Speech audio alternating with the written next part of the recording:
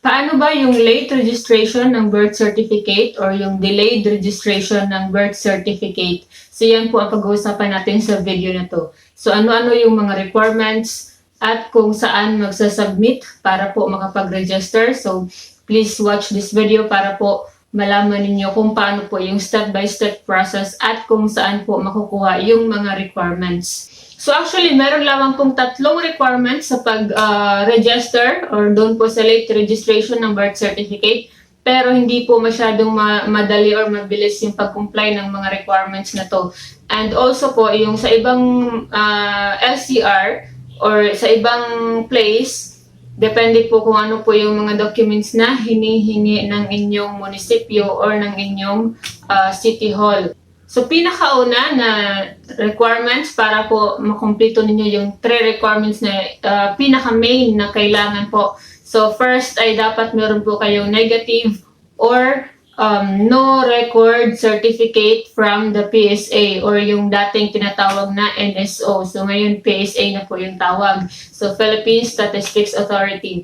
So, negative copy, ibig sabihin, kailangan niyo po munang pumunta ng PSA. So, para hindi po kayo malito, yung PSA po, yun po yung NSO dati.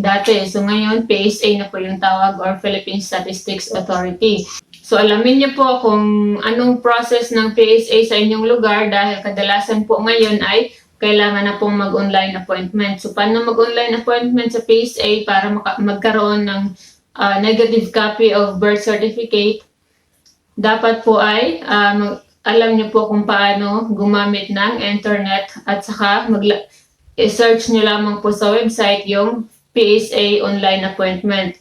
So, alamin niyo po kung baka pwedeng mag-book-in doon po sa inyong, sa PSA po dyan sa inyong lugar. Dahil depende po yan every place. So, ano ba yung negative copy? So, yan po yung nagpapatunay na wala pa po kayong birth certificate or yung taong i-register mo ay wala pang birth certificate or hindi pa registered. So, negative copy or no record certificate from the PSA. So, yan po yung number 1 na requirement para po sa late registration.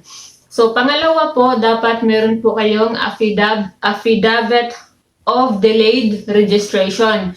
So, paano po magkaroon ng affidavit of delayed registration?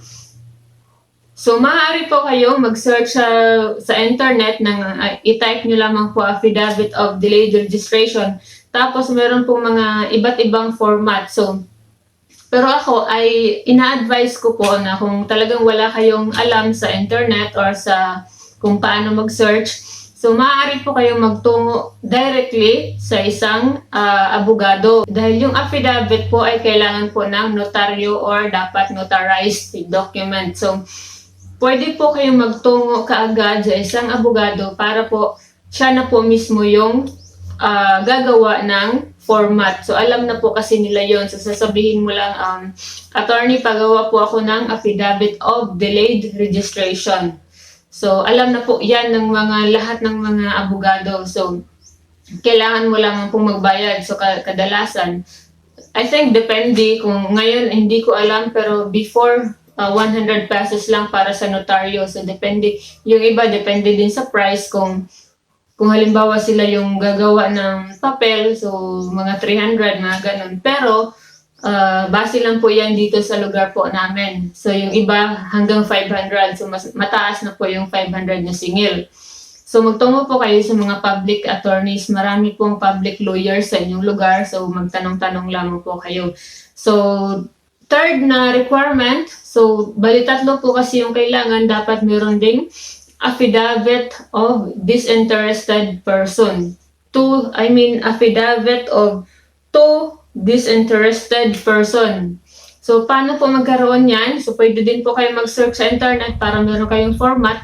Tapos, dalhin nyo, i-fill up ninyo, tapos dalhin nyo sa abogado para manotaryuhan. Pero, again, katulad ng affidavit of delayed registration, maaari din po kayo magtungo directly sa isang abogado at siya na mismo yung gagawa. So, pwede mo nang pagsabayin yung dalawang affidavit. So, magtungo ka sa isang public attorney, sasabihin mo, attorney, pagawa po ako ng affidavit of delayed registration at affidavit of to disinterested person. So sa to disinterested person, kailangan ka pong magdala ng dalawang tao na hindi po related sa iyo. So pwedeng kapitbahay, pwedeng kaibigan na nakakakilala doon po sa tao na i-late register mo. So halimbawa yung anak mo, so po pwedeng yung ninang niya yung peperma sa disinterested person. Pwedeng basta kailangan hindi relative, hindi related sa family nung i-register. So dapat kasama mo yung dalawa dahil to disinterested person yung gagawin ng abogado. So dapat present yung dalawa dahil kailangan nilang pumirma doon po sa affidavit. At gagawin po yung pagpirma in the presence of the lawyer. So, ano yung purpose ng affidavit of to disinterested person? So, yung purpose po niyan ay nagpabali yung dalawa po na pipirma dun sa affidavit.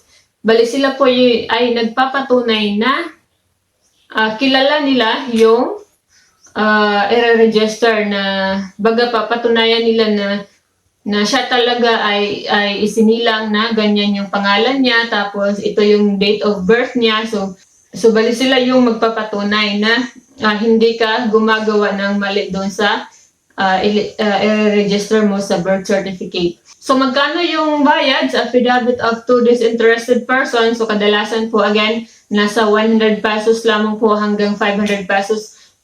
For me, mahal na yung 500 pesos based on my knowledge doon po sa kapag mga affidavit.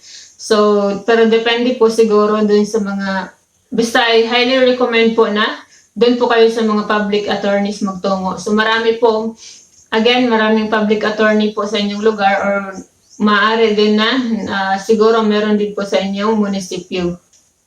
So, bali meron po palang pangdagdag na requirements sa pinaka-main na requirements na kailangan ihanda. So, kailangan po meron kayong valid ID or kahit na ano na magpapatunay na dapat yung valid ID merong birthday ng register mo at yung kanyang complete na pangalan. So, pwede ka na magtungo sa inyong local civil registrar kung saan ipinanganak. So, take note po kung saan ipinanganak yung i-register. Dapat doon po kayo mag-file. So, pwedeng sa municipal hall, kung sa probinsya ipinanganak yung i-register, or pwedeng sa city hall kung sa city ipinanganak yung i-rehistro mo.